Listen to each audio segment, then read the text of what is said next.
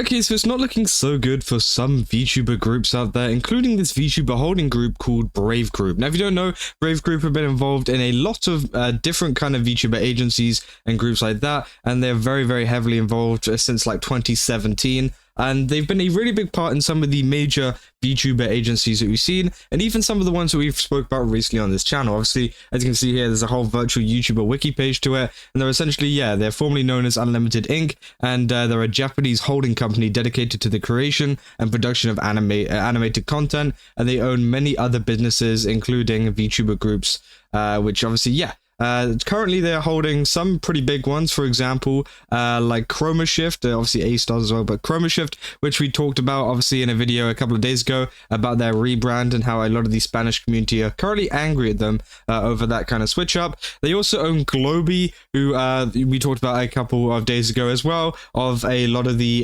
members from that. I think it's 5 members, including Kiri Kilovolt, actually leaving due to like a difference in paths or whatever. And they also own a ton more other groups, including V4 and many other ones. You know, they've really tried to go into the US side of things recently, it seems like. And obviously, they're doing pretty good in terms of, what's going on. But they're not doing too good financially, and obviously we go over to this post here, and there's been many posts made on this, but essentially Brave Group, the company that runs Vspo and other VTuber agencies, reported a recorded loss of 2.1 billion yen, or over $14 million.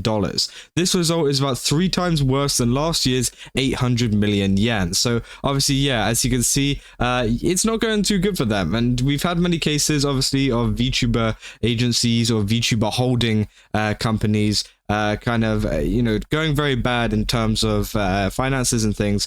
For example, like vshojo, who the main problem as to why they shut down and why they were stealing all of that money was due to the fact that their finances were not good at all. And it seems like that's the case with Brave Group as well, who obviously hold a lot of investment in a lot of these other groups, and people saying that's a shame. Vspo is doing pretty good, right? Is it money mismanagement? They said no idea, there's no way to see the details. This is a private company. The only thing they can provide is a brief financial paper, and the loss is so huge that it's starting to affect their own capital.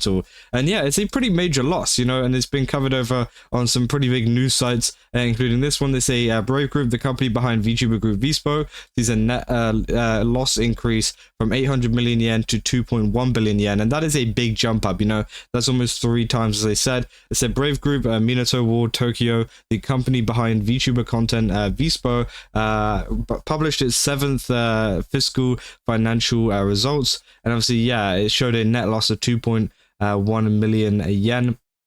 Obviously they show off a lot of the kind of proof behind that, and that's about it really. They say between 2011 and 2012, Brave Group established 5 overseas bases in 4 countries, and also made aggressive investments such as acquiring business of overseas VTuber groups like Idol, which has obviously changed to ChromaShift now.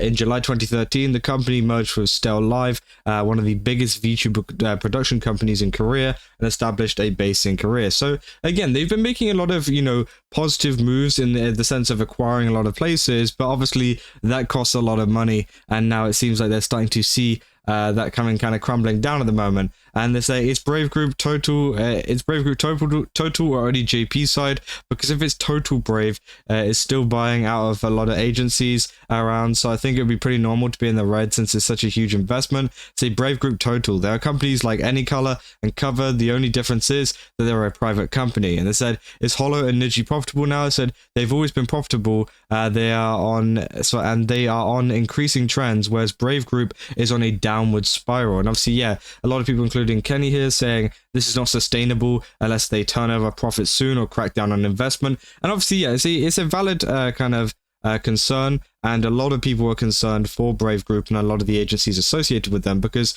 does this mean that they could be going down soon? And a lot of the agencies, like, here's the whole list. There is a lot of different agencies and groups and whatever that they have invested in, including Vspo, including V4 Globie, ChromaShift, all of these different kind of groups, right? Are they all going to go under due to the mismanagement of Brave Group? And, you know, that person there in the comments bringing up the fact that potentially it could be due to a lot of the investments they've been making recently. They have been purchasing a lot of different groups and things like that to expand their kind of presence worldwide. So potentially that loss could be due to the fact of those like spending. Like maybe it's just they spend a lot of money for this month and they expect it to come back in future months, and they've got enough money to kind of take that hit on losses for now and then gradually build it up over time as these groups get bigger. But again, I don't know. You know, we don't really know what their plan is. I don't think they've put out any kind of announcement or anything behind this, but it doesn't look very good, you know, especially with a lot of the previous VTuber problems we've had with mismanagement of the company and things like that. Now, obviously, Brave Group could be an entirely well-run holding group, but at the same time, you know, there is definitely concerns that many VTuber fans have, as, you know, it affects a lot of people. You know, that's the one problem with owning so many groups, right? Is that you also, you know, run, well, you also have a lot of fans for a lot of VTubers. And if you do something wrong, then all of those fans are going to get angry at you. And it's not just like you're running one company where one group of fans are going to get angry with you. They're all going to get angry with you. And it's going to, you know, turn into something pretty bad. Obviously, as well, you know, Brave Group have been around for a very long time. You know, it's not like they're essentially new to this. It says, you know, in 2017, in October, the company was established as Virtual YouTuber Inc. So again, they have been around for years and they know what they're doing. So I hope that they know what they're doing in terms of their finances, you know, because again, as I said, it could be a strategic thing to kind of, you know, take a loss now and build it up going on, which obviously is quite risky, but at the same time I could see it working, seeing as they have kind of reached out to other places, including obviously the US, Europe, APAC, China, Korea. They've got so many different bases in different areas that maybe this could be something that they're trying to improve on, but again, you know, nobody really knows, as it's a private company, as they've been saying, so it can get a little bit confusing of what really happens. Obviously, they've got a ton of former groups as well. For example, Folio was a virtual idol group back in 2019. They ended their activities not so long after. It literally took a couple of months. You know, you got Tokyo Cinderella Story as well, which again, I don't think lasted that long either. Ayahina channel again. They performed their last concert on January 2021.